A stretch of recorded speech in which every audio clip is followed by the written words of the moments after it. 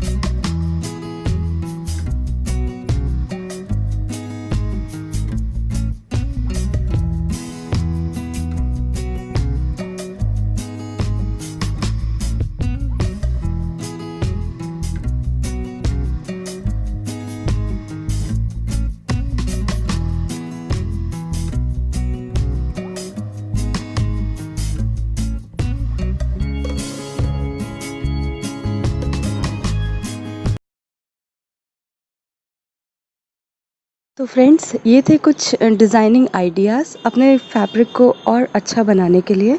अगर आप इसी तरह के और डिज़ाइंस या कुछ डिफरेंट डिज़ाइंस देखना चाहते हैं तो कमेंट सेक्शन में ज़रूर शेयर करें। और अगर आपने अभी तक हमारे चैनल को सब्सक्राइब नहीं किया है तो सब्सक्राइब कर लें और इस बेल आइकॉन को भी क्लिक कर दें। वीडियो देखने के लिए शुक्रिया।